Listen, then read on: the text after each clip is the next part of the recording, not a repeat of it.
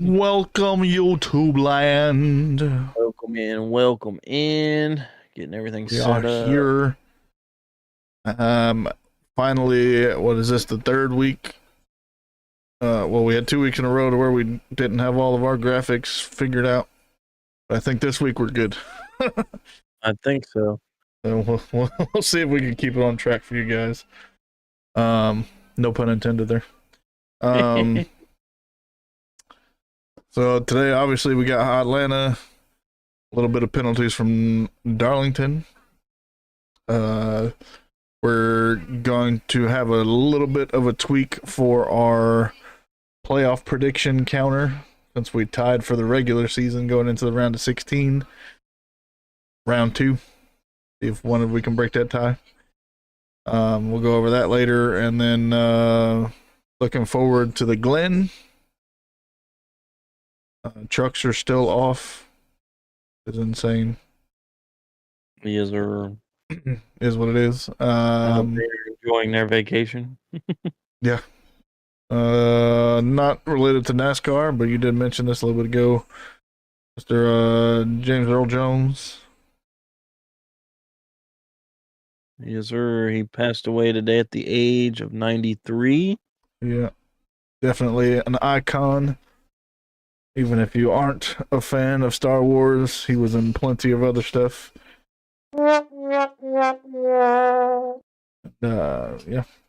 So without further ado, let's go ahead and roll our intro and get on into this thing. Let's do it.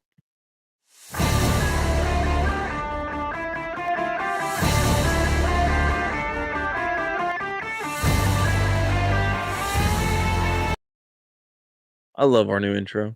I'm just gonna go out and say that. Yeah, it's only because I didn't do it, huh? No, I'm just kidding. I mean, yeah, that's a big no. Sure, buddy. Mm-hmm. All right, so let's see here. As we mentioned, we got a little bit of stuff to go over with, but the first part of the podcast is the post-race breakdown.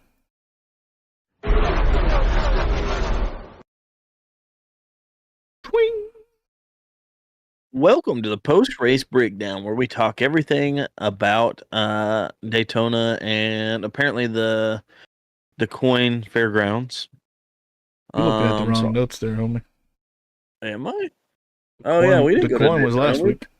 Yeah, that's right. That's right. We Daytona over with. We talking about Atlanta. Gotta go to today's date. 2024 0909. Yeah, I was on 902. Not 108. As he's pulling those up, we'll go over the penalties from Darlington. No, Daytona was like forever ago. Yeah, you do that. So we don't have any on the Cup Series side, but we do have some on the Xfinity Series side. That goes to JR Motorsports. The number 1 of Sam Meyer gets an L1 penalty because apparently they made a change that required them to go through inspection again to get reader certified, and they failed to do so. So they get an inspection recertification violation L1 penalty. Gives 10-point penalty to the driver and to the team. And then their crew chief, Marty Lingley, will be suspended for the Xfinity race at Charlotte. Okay, I'm on the right track, I think. I don't know. Let's see what we're talking about here. Facts. So you just got done with the junior motorsports penalties. Yeah. For Mayor. Okay, so next we're gonna be talking about the Focused Health 250, which is the Atlanta or Xfinity race at Atlanta. The purse is let me slow down. Hang on. The purse is a cool 1.4 million 80,000 $58 purse. It's a little less than Cup. Yeah. A couple of names that keep getting mentioned on the Xfinity side. You got your pole with the number 2 car of Jesse Love. Starting on the front row with him was the 19 of Taylor Gray. Did not have enough cars trying to qualify for this one to have anybody fail to qualify. That is a different story, however, for Watkins Glen, but we'll get to that later. A lot of people to the rear for something. Unapproved adjustments. Yeah. So number 16, AJ Allmendinger. So the Dinger was pushed back. Ryan Ellis in the 43.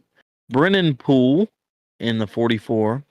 And the 51 of Jeremy Clements were all to the rear for unapproved adjustment. And because Kyle Weatherman in the 91 changed the tire, he was to the rear. Yeah. So 5 cars total starting in the rear there. Big oof. Yep. So stage 1 went to another name that we always hear, that of Justin Allgaier in the 7. Stage 2 got taken by the Dinger, so he came from all the way to the back to win stage 2. Too bad he couldn't do it in the front. Not bad at all. Well, results. First 5, yeah. Yeah. So your top 5, starting with your race winner in the 21, that'd be Austin Hill. Following up right behind him would be the 48 of Parker Kligerman. I put Kilgerman. Luckily I know what his actual name is. The 16 of AJ Allmendinger brought up 3rd place, and then rounding out your top 5 would be the 81 of Chandler Smith and the 26 of Corey Heim. Coming in 6th, you got the number 2 of Jesse Love. Followed behind him is the number 8 of Sammy Smith. Josh Williams comes in 8th. In the number 11, Brandon Jones takes 9th in the number 9. And Ryan Truex in the Joe Gibbs number 20 machine fills out your top 10. Nobody had tech issues in Xfinity. Did have a couple cars going to research and development. That'd be the 26 of Corey Heim and the 31 of Parker Retzlaff. Just a hint, they will not be the last time you hear his name this episode. You know what? We're missing somebody this week. Yeah, I ain't seen Braden show up yet, but maybe he's tied up with homework or something. Maybe. Well, Braden, if you're watching this afterwards, we definitely miss you, buddy. Hope to hear from you again. Let's see here. We're moving on to the Quaker State 400. That's the Cup race. There at Atlanta. The purse is a whopping $7,801,384 purse. Man, if you could just give me like...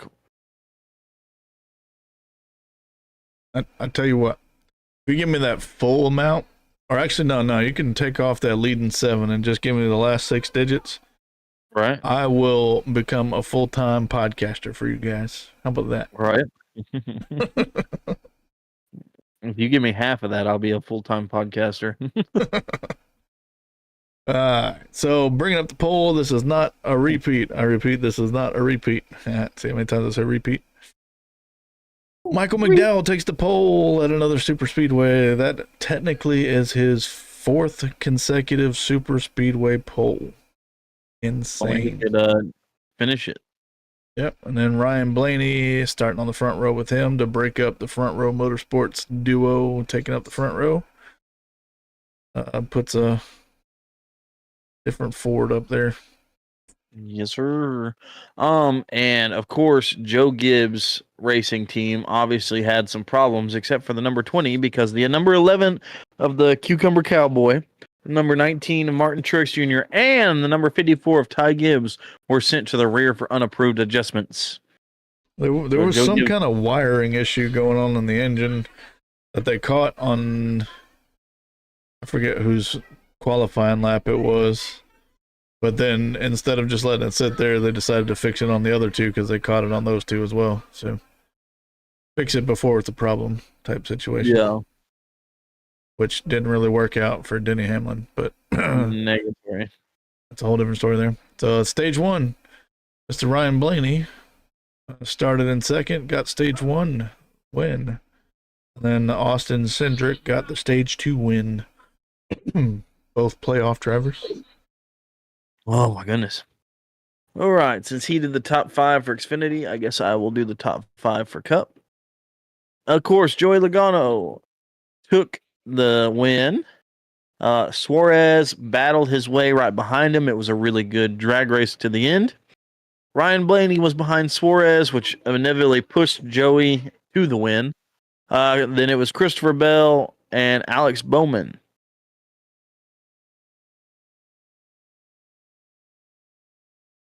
Yep. That's your top 5 there. And then Mr. Tyler Reddick in the 45 came in 6th, closely behind them. Kyle Busch tried to get another win, but managed only a top 7 finish in that 8 machine, which was kind of pretty this week. It's his 4th consecutive top 10. Yeah. He's definitely on a roll now. Rowdy might be coming back. Who knows? I could see him getting a win before the end of the season for sure. Just a little too late. Yeah, too little, too late. In 8th place, you got your number 9 car of supposedly the most popular driver in NASCAR, Chase Elliott. Boo. I don't agree with it. Boo. William Byron, his teammate, in 9th, and then Austin Cindric rounded out your top 10. If you notice something about that field, they're all playoff drivers. not all of them. Except for one. Yep. Kyle Busch breaking up the monotony there. Yep. Can I say something real quick? I'm going to say this. NASCAR calls Chase Elliott the most popular driver, but I don't think he's necessarily the most popular. He just has the most merchandising. Well, I don't know where they poll the fans at, because I don't ever get polled. Right. But I don't know. It just kind of rubs me wrong every time I hear the most popular driver in NASCAR. I mean, after Dale Jr. left, most popular driver doesn't really mean anything to me anymore. But yeah, I mean, let's be honest. Was Dale Jr. a good driver? Yeah. Was he a great driver? No. He was living off his dad's coattails for sure. Yeah, and I feel like that's kind of the way Chase Elliott is, because I mean, his dad was the fastest car in NASCAR history. Let's be honest, 212 at Talladega. But I really think Chase, he should have stepped into the role of most popular driver a lot more than he did. Because I mean, let's be honest, Junior built a lot of the early 2000 NASCAR stuff. You know what I mean? I mean, look at what he's doing now, and it feels like NASCAR is trying to push him out, even though I feel like he does a lot for the sport itself. That's just my take on it. I think the problem with that, though, is that you got too many fans that are against Denny Hamlin for that to happen. Even though he does a lot for the sport, there's a lot of people that are like, ugh, I hate him. I'm not talking about Denny. I'm talking about Junior. Well, Junior is not a driver anymore, so. Yeah, but I mean, can't be most popular driver if he ain't driving no more. I see where you're coming at now. Okay, I didn't piece together that you were talking about Denny being the most popular driver, which nobody likes Denny. He's the cucumber cowboy for a reason. Yeah. But I could see, honestly, if I was gonna pick like the most popular, who would you pick if you had to sit down just off of your experience? Jeff Gordon. No, I'm talking about current racers. Oh, current racing. Well, so you gotta be specific. I would probably go with Larson, to be honest. That's okay. See, that's who I was thinking of, was Larson. I mean, he's the most consistent. He is a great driver. I mean, I fully believe that if you put him in a wheelbarrow, he'd still figure out how to win. I don't know about that. Well, I mean, and I'm not a Larson fan. I'm just coming and saying, you know, ever since Chase got hurt, he hasn't been the same. I mean, you can take a look at a lot of these drivers. Ever since they got hurt, their careers suffered. Look at Johnson. When he hit the wall at 2016? Ever since then, he has just not been the same. Yep. So, I don't know. That sucks. But he did win a race this past weekend. He did win a race, and I'm very happy about it. Not that it matters anything for NASCAR at all, but yeah, I commented on the X post that Legacy shared of his, and all I said was, "Now let's go get a cup win." right. I mean, I don't know. I like to think that if he does get a cup win, that he might be back for at least one more full season. Well, speaking of legacy, not Jimmy Johnson in particular, but since we're on Atlanta still, Eric Jones was looking pretty strong for a while, and then he kind of fell off. He was up there, dude. He was in top 5 for a minute. I don't know what the heck happened to Legacy. They had a lot of. I'm saying this as a fan. You know what I mean? Like, I'm not hating on them. They had a lot of hype around them at the beginning of the season, and it just died as soon as they got on the track. And I'm not blaming the drivers, because we know Eric can win. We know John Hunter can win. I'm just wondering if Toyota's not really giving their part, like they promised. Well, you got to think though, the way that Legacy's doing it is they're building it from the ground, so they're getting all the information, but they're not getting anybody to help them figure out what the heck is what. Yeah. So unlike, I don't know who's I don't know, JGR. Yeah, JGR is also a tier 1 team, but they've been around for a while. Yeah. But then you got the teams that feed off of them that didn't build up from the ground. They just like share information with them. For example, 2311 works with JGR. Yeah. They're not a direct tier 1 support team for Toyota. They're getting information from JGR too. They got 2 funnels coming in, while Legacy only has the 1 funnel, and they're like, that's a lot of information. I don't know what they have to do with it. Yeah. I think next year will be better. I hope. I'm hoping. I really do hope that next year is better. I mean, I don't want to see the drivers go anywhere, because they are good drivers. I mean, take a look at John Hunter Nemechek. He wins about every time you put him in an Xfinity car. Same, and Eric, I mean, he was really good in the past, but, and I'm not saying get rid of him. That's not what I'm saying. I'm just saying I feel like that he could be a lot better if he had the right equipment. Well, they are starting to pick up a little bit as far as during the race, at least. So I just hope that they actually do get, we shall see. Shall we? Stop it. Moving forward, no tech issues, nobody to do research and development. Did have a few notable injuries. The 15 of Cody Ware started in 31st and finished 1 place ahead of that in 30th. Rip. Cody Ware. SVG was in the 16. He started 28th and went backwards 4 positions to finish in 32nd. Mr. JTDALLIS in his U.S. Aviation Academy vehicle started in 37th and moved himself up to 23rd, baby. It was definitely it was definitely on the track. That's all I'm gonna say. I love that car. Yeah. BJ McLeod in the number 78 Blaster car. Is that what it was? No. The Blaster was Michael McDowell. That's right. Okay. It was the Delgado Stone. That's right. He went up 11 spaces. Started in 36th and finished in 25th. Not bad for that Live Fast Motorsports car. No, sir. Not bad at all. Moving on to our rookies. Not a good race for really anybody. And you had a couple of okay days for a couple of them. But Josh Berry started in 4th, which you think would have been a good thing, but he finished in 28th. So lots of spots backwards. Kaz Gralla in the 15 did not race because Cody Ware was in that seat. Sorry, I'm messaging back in the Discord thing. Gotcha.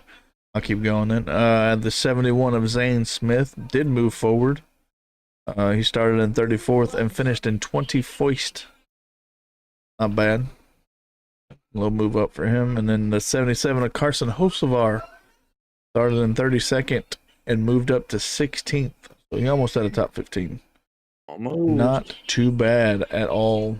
But that means Carson Hocevar did open up the rookie point standings on Josh Berry. He's still in 22nd spot with 492 points.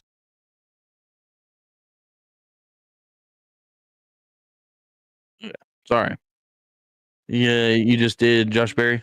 I just did Carson Hocevar. Okay. Josh Berry is behind him, currently in 24th position in the number 4 car. 469 points. That's 23 behind Carson Hocevar. Yeah. Then the 71 of Zane Smith is not exactly taking up the rear, but he's pretty close. Although Casgrow's got that locked up. Zane Smith, the 71, has 346 points. That's 123 points behind that of the rookie Carson Hocevar. Yes, sir. And then in 35th position in the number 15, Kaz Gralla has 169 points. The part-timer is 323 points behind Carson Hocevar. Yes, sir. So who are you giving it to this week? I'm kind of torn between old Zane Smith and Carson Hocevar because, I mean, technically Carson only started 2 spots ahead of Zane Smith and then gained more positions. I think I'm going to go with Hocevar. Yeah. If Josh Berry would have stayed in the top 10, I probably would have gave it to him, though. Definitely. I think what helped Hocevar was that big wreck at the end. I think he just got to squeak by and got it. But I have to agree with you that Hocevar gets it this week. Yep. Coming up next, we actually have our weekend winners video. Yeah, let's go ahead and play that for you guys. And I know we haven't seen this in a couple weeks, but we do it. All right, we do it. We do. Get ready. It's game time. It's game time. You wanna act up? Dun dun dun. Alrighty then. Now that 15 seconds is up, we can move on to RHPD Motorsports.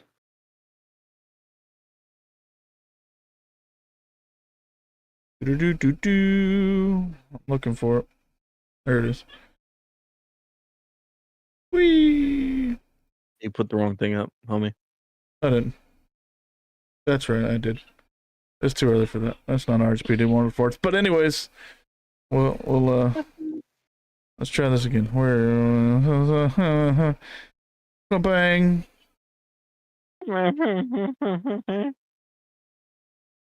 I promise we're professionals. Just all right. So for those of you that don't know, for our 25 sub special, we created a fantasy race team called RHPD Motorsports. Sorry about the coughing tonight. I don't know what is going on with me, but you're probably going to hear a lot of it. So we chose 4 drivers for our 4 charters, and we put them in our numbers 62 through 65. And at the end of the season, we're going to go through points and compare our points to other teams and go from there. So I will start with our number 62, Ryan Blaney, which got a 3rd place finish. So congratulations. He's pretty good. Yeah, 3rd. And then moving forward. Testing to make sure the chat's working. Oh, okay. I was like, Mr. Tyler Reddick. He came in a 6th place finish after starting in 23rd. A big time moving forward for him. Speaking of big time moving forward, let's move on to Kyle Larson in our 64 that did a big time moving backward after after he turned his car into a crumpled beer can. They only did half of it. Chase Briscoe kind of helped him out. That's true. But so he started in a whopping 6th place, respectable start, but unfortunately finished in 37th. He's definitely getting the driver meeting. Yeah. Although I don't think we need to keep Brad out of it this week. He started in 19th and didn't move forward or backwards, just decided to sit there and finish in 19th. Yeah, I think they're both getting it. I mean, Kyle's was kind of an accident, so but Well, I Yeah. don't know what happened to Kyle because he looked real close. Like his car, like he started to go left for like a split second and then just went straight right into the wall. It was well, insane. if you heard the radio, it said that he thought he lost a tire, so that's what I'm gonna go with. I mean, I guess so, but I don't think a tire would do that much pulling the car. I really don't know. Maybe he just felt like not racing and Yeah. yeeted himself. Maybe so. All right. Going to the points. Mr. Ryan Blaney is now our leader. We haven't had his name up at the top of the standings for this season yet. Right. He's got 2,071 points on 27 starts with 2 race wins, and he added a stage win this week to bring him up to 4 stage wins. Yes, sir. And then behind him in 3rd, we've got Tyler Reddick, who's got 2,059 points. That's 12 behind Ryan Blaney with 27 starts, 3 race wins, and 3 stage wins. Only 2 race wins and 3 stage wins. Oh, I'm sorry, I misread that. My bad. Don't get us canceled for telling lies now. And then Kyle Larson in our 64 came in 10th place. Unfortunately, after his finish, 2,041 points, or 30 points behind Ryan Blaney on 26 starts, 4 race wins, and 10 stage wins. Double-digit stage wins, boy, I like it. And then, of course, we got Bad Brad, which where he's starting to earn his nickname, is in 13th with 26 points. That's 45 behind Ryan Blaney with 27 starts, 1 race win, and 0 stage win. So he's got to boost them numbers up. Yeah, he's struggling a bit. Definitely. Right. So now for my favorite portion of the podcast. We were talking about drivers without a win in 2024. And you know what driver hasn't won in 2024 or any year for that matter? I don't know if I know what driver you speak of. Only the longest winless streak, Corey LaJoy, with 263 winless. That's races. insane. The only driver on our active winless streak would be Kaz Gralla, is the only one that didn't add a start to that. Yes, The sir. Game Breakers UK, welcome in. Welcome in, On Spot that 'em gang. Gang love, yes sir. All right, so this is what we mentioned before, our playoff prediction update. So we're doing a little bit different because we both tied on our previous selections Yep. with 11 picks out of the 16 drivers that locked themselves in. Tied. So now we're going to round 2, and we picked from the playoff drivers that are currently in the round of 16 of who would move forward to the round of 12. So we'll go through that and keep track of who gets locked in and see if one of us can prevail that way. With that being said, we're going to pull up our picks to go into the top 12. Yes, sir. And as you can see, Logano is in green there. Since he's already locked in. Let me just move this down a couple spots here for us. Come on. But, anywho, so Voodoo's picks are on the left. I'm your working on screen. moving there. No, Told you we you're were good, professionals, but right? I got And my so pick is on the right. Yeah. So, my picture under Oh, me, good. his picture under him, blah, blah, blah. yep. Only one driver locked in at the moment, and that'd be Mr. Joey Logano, which we both picked. So he is in green. And as you can see, we almost have the same picks, but there's a couple of differences there. He's got Austin Cindric. I do not. You have Bowman, and I do not. I got Briscoe. You do not. I've got Suarez. So we can just go down the list if you want. So I'll start off because I have Cindric, and Voodoo does not.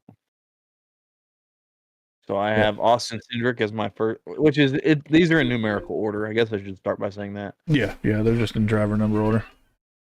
Not position that we think they'll enter the round of 12 in. So of course mine's starting out with Austin Cindric in the number 2. We both And got the then- number 5. Of Kyle Larson, and then we both have the number 6 of Keselowski. Both have Chase Elliott, of course, and Denny Hamlin, even though he's going to choke. Cucumber Cowboy. And then we also both have Ryan Blaney. And I only have Briscoe, but then we both jump to have Truex Jr. Yes, sir. And then we both have Christopher Bell because, of course, he's going to make it. And then, of course, we both have Logano. We both have Byron and Reddick. Round out. That will be 11 of the 12 drivers that we picked. And we differ on our last picks. So he has Alex Bowman in the 48, and I have Daniel Suarez in the 99. We'll see. That is There's our potential for round- one of us to win here. Yeah. I think it's a little bit more mixed up than our original playoff predictions. Well, kind of. I think we only have 2 different drivers. Do we On only have two? the round We of got 16 picks, we had 4 different drivers each. I got you. Only got 2 this time around. But we'll see how it works out. I got you. It'll get harder as the farther it goes down, because Oh, now yeah. we got to pick our round of 8. Well, we don't pick the round of 8 until after.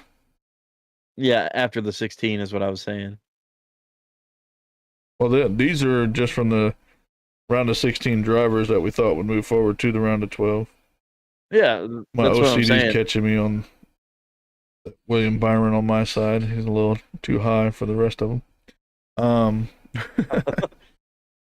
don't know who we got to make this graphic, but he sucks. Someone needs Well, to yeah. fire So that. after got Watkins Glen next, and then what track is it afterwards? That's a good question. I forget. Hang on. Anyways, after that race is when we will pick. You know where you Oh. can find all this information, right? In our Discord Yeah. with our 2025 schedule, which is also in the link below. So if you want to join our Discord, definitely get up on that. Let's see, it's loading. Oh, well, we don't have the updated one. Huh.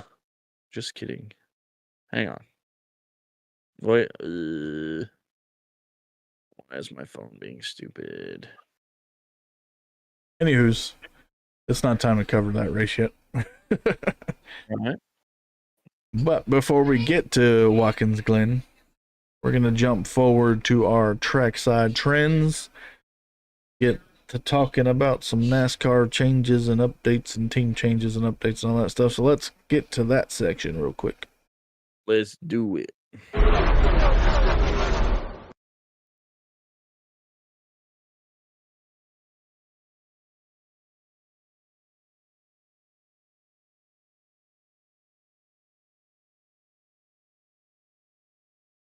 To answer your question, Bristol Bristol, that's right. I knew it was another on crazy track. Saturday. I knew it was another crazy track, but I couldn't remember which one. And then after that, it's Kansas and then Dega. We don't have a whole lot of updates, but we do have a handful.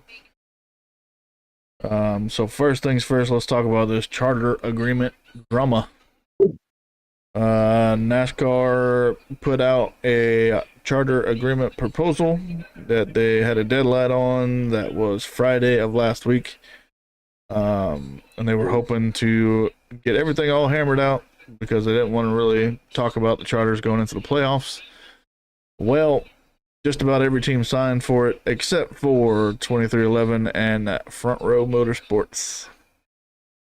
Those two teams have not signed the charter agreement, so I guess it's time to find out what's going to happen because they continuously held out on that situation. Will they lose their charters? I don't know. We shall see. They should. I don't know. I say that. I say that, but I really kind of don't mean it because I get where the teams are coming in, wanting to do their, what's best for their team. So, I don't know. I could see it both ways. Yeah. We will find out soon enough, I think. Yep. But on a positive note, NASCAR Studios are launching 3 new television shows during the playoffs, which most of them are on YouTube. But NASCAR Inside the Playoffs is at Thursday at 7 p.m. on ET. NASCAR Daily on YouTube and Drop the Jack YouTube and podcast platforms. So you get a look, which I believe this is probably going to be the first of many NASCAR outreaches. Didn't we cover that they were already planning on doing another documentary about this season? Yeah, they're if you noticed, they've been on some of the tracks doing camera work and stuff. Even with the potential that some of the teams wouldn't agree to it if they couldn't get the charter agreement figured out. Yeah. So. But we'll see how that happens. Yeah, we'll see. Former USAC star Levi Jones has been named the GM of Eldora Speedway. He's had experience as a USAC and an Indy NXT executive. So bringing a little talent to Eldora. See what he gets done with that lovely track there. Yes, sir. Doesn't Tony own that track? Not 100% sure on that, but I believe so. Sorry, I just kind of. Anyway, moving on to team changes for 2025 in Xfinity. Joe Gibbs Racing, Brandon Jones returns with a multi-year agreement, so got that coming in. Another little bit of information, not exactly a team change, but in the Cup Series for 2025, the Daytona 500, Martin Truex Jr. states that Cole Perm will return to be his crew chief for that race and will be running in either the 56 or the 78. Yes, sir. And moving on, still in Cup to RFK, expected to expand, to 3 cars with Kroger coming as a new sponsor. Could be signing Ryan Preece. Official announcement expected in a few weeks. Yeah, so we'll see how that works out, especially with this charter agreement craziness going on. So jumping to changes for this year. Xfinity Junior Motorsports is swapping crew chiefs starting this past weekend, actually. That between the 8 and the 9 teams are just flip-flopping them for the rest of the season, so we'll see how that works out. Yep. And then Hendrick and Arrow McLaren make a special announcement in Charlotte tomorrow at 3:30 Eastern. I wonder what that could be. It couldn't be that Kyle Larson will be running a double again. Well, he didn't run a double, technically. It'll be his first attempt. Second attempt, first successful one, hopefully. Right. Alrighty then. We don't have any new paint schemes to go over. Yeah. Fortunately. So are you ready to move on to our race day horizon? I guess we could do that.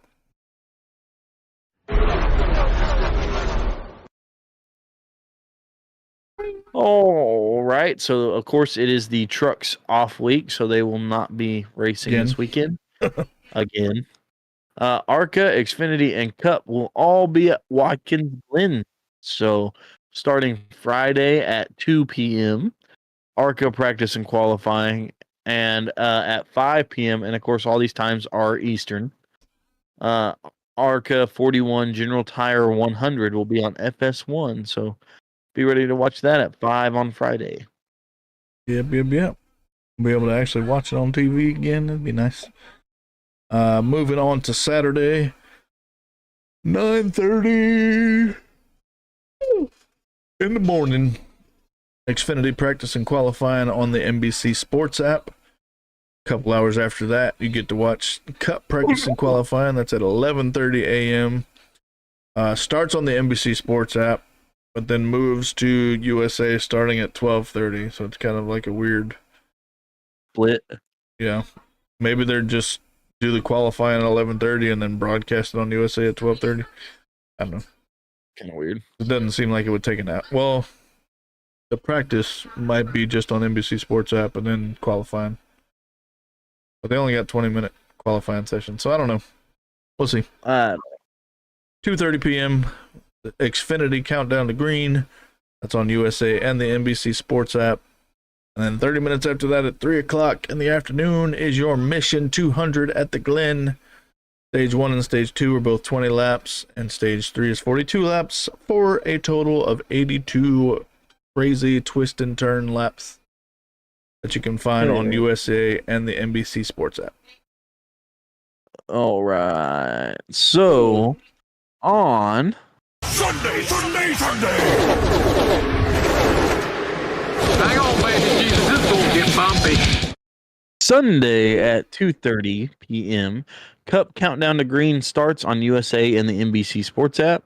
And of course, at 3, the Cup race starts on those same platforms. Hang on, sorry. Oh. Sorry, guys. I don't know what's wrong with my throat today. So, of course, we're going bowling at the Glen.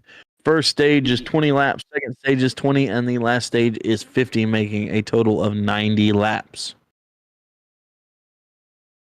And you got some notable entries for the Xfinity race, which keep in mind this is the last race that the Cup drivers get to race in or get to the races of, well, the regular season finale for one, and then the playoffs, which Cup drivers are not allowed to race in for the lower series. So starting off your notable entries there, and the number 15 would be Joey Logano. You got the What an odd 17 number. William Byron, and the 92 of Ross Chastain. 3 Cup drivers jumping down to the Xfinity series this week. So we also have a few notable entries for Cup, including one that you might recognize. Well, a couple that you might recognize, honestly. So the number 13, AJ Allmendinger. 15, Kaz Grala will be returning his part-time self. SVG in the number 16. And in the number 50, Juan Pablo Montoya, for the first time in a hot minute, will be going bowling at the Glen. Yeah, at least he won't be going blowing towards some jet dryers. Jet dryer. I know it's an old joke, but he's never going to live it down. Oh, no. Now I we do can't tell you how many have... films I've seen of him hitting those jet dryers the minute that this was announced. Right. We do have some new sponsors, however. We So, do. Starting with the number 4 of Josh Berry, we'll have a Bed Bath and Beyond car. Correction, we'll have 2 because it'll also be on the number 10 of Noah Gregson. I'm so glad that they got their own schemes. And the number 13 of AJ Allmendinger, he's going to have the Go Bowling, not Glow Bowling, Go Bowling scheme. You know, the sponsor of the race is going to have that on his car. Yeah. Number 38, I'm looking forward to seeing what this one looks like. Todd Gilliland's going to have the Boozy Jerky car. That one will look pretty good. And Ricky Stenthouse will have his Kroger Old El Paso car, so that's pretty neat. Yep. This one we haven't heard of yet this season. Why did I put Ty Gibbs before Carson Hocevar? I'll do Ty Gibbs and then let you do Carson Hocevar. Okay. For the 54, Ty Gibbs will have the CW Sports on his car, which is like an orange and black. Technically, they revealed the paint scheme, but we didn't get a graphic made for that. So I lied to you. We don't have all of our graphics figured out. Oh, just kidding. So the number 77 Carson Hocevar might get a little sleepy during his race because his main sponsor will be Mattress Warehouse. Yeah, I'm looking forward to seeing what that scheme is going to look like as well. All right. The real question. Who you got winning the Glen? Hmm.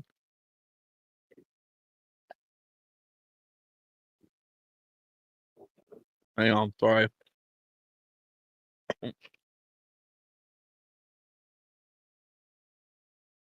Sorry, my throat's killing me. I'm gonna have the King of Road Courses, OSVG. I think he's gonna take it. You got SVG. I was thinking about it, but not exactly the best situation for him because the last road course he showed up to, he didn't exactly do too well. I'm gonna go against my better judgment here. I'm gonna pick somebody I don't normally pick.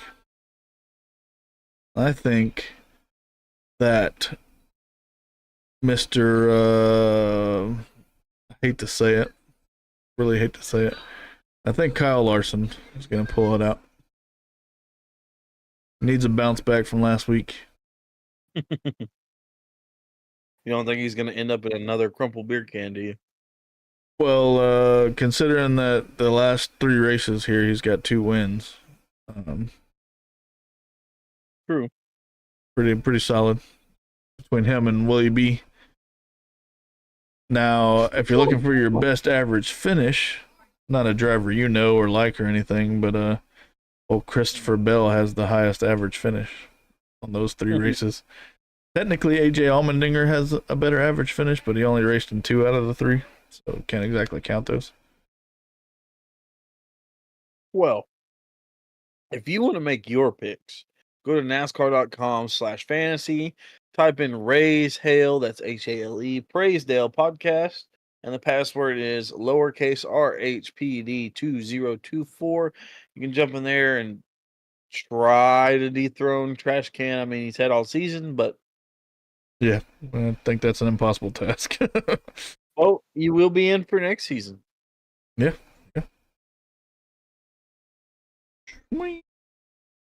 All right.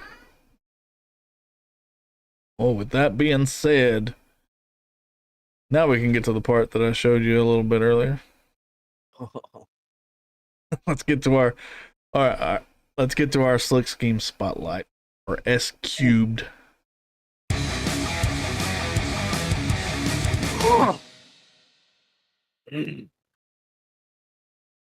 There we go. This S Cube is brought to you by Happy Hour Racing.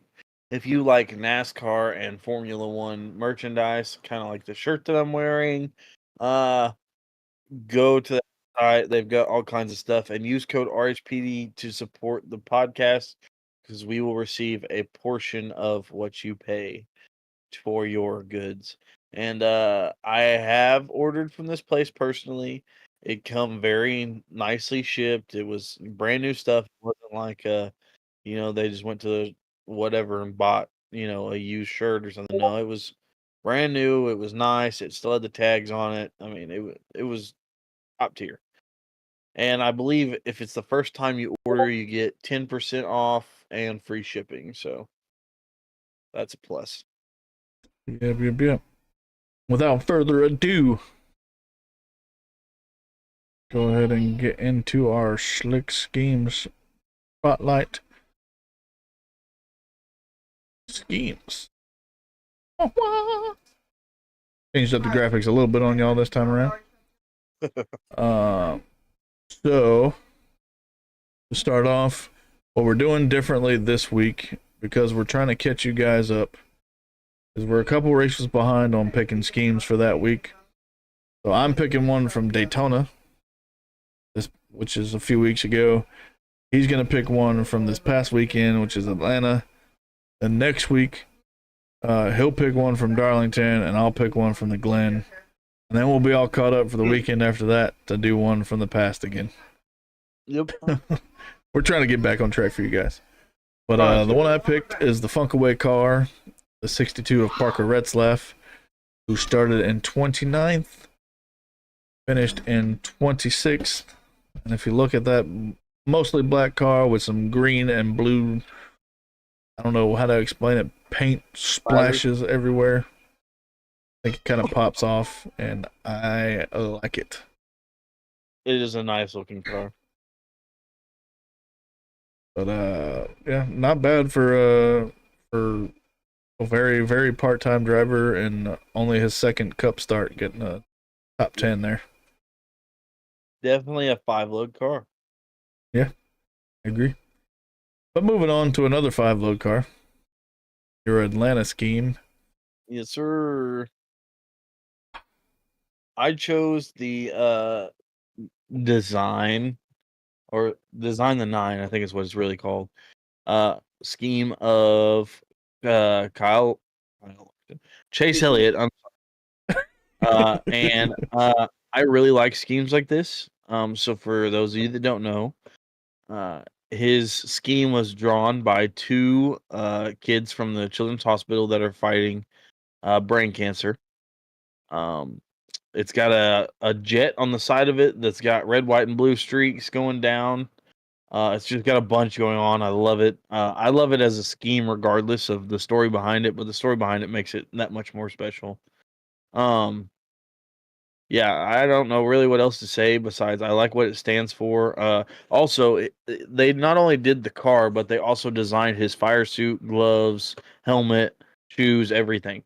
And the cool thing about these cars is after the race, pieces of the sheet metal and the fire suit, the shoes, the gloves, everything gets auctioned off, and the proceeds go to that hospital to help with research and medical bills and stuff like that. It's really cool. So I will always pick schemes like this, whether it's the ugliest thing I've ever seen or not, just because I really like what it stands for. But this one is really cool. I do like this scheme. It's got some flames coming up. It's really cool.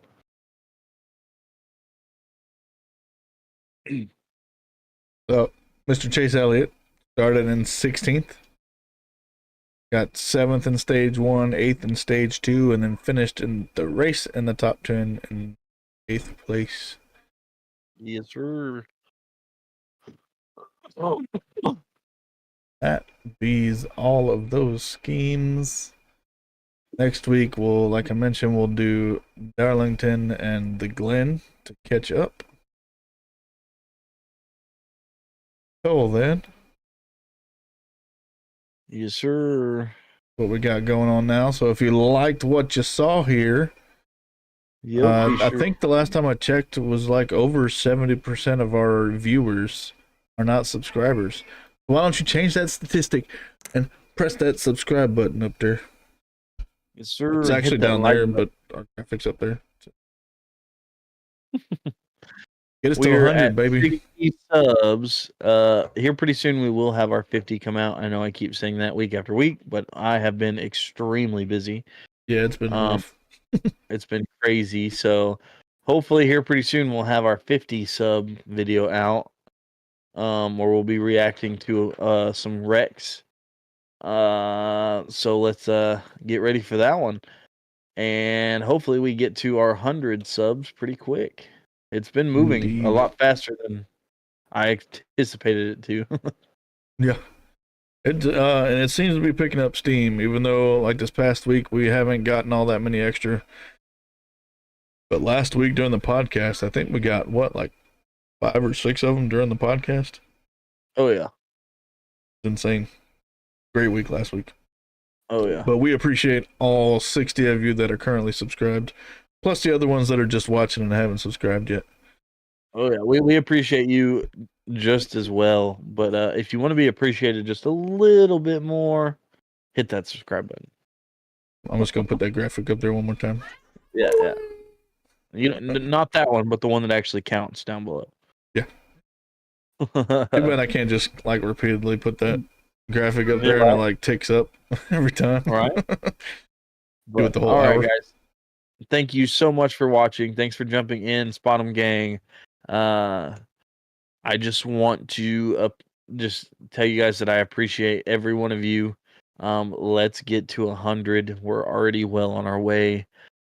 So with that being said, I'm going to take us out with this saying. Thanks for riding shotgun with us on this episode of Raise Hale, Praise Dale. Remember, the checkered flag might fall, but the excitement never ends. So until next time, keep the pedal to the metal and the passion for racing burning bright. This is Raise Hale, Praise Dale signing off. Catch you in the next turn.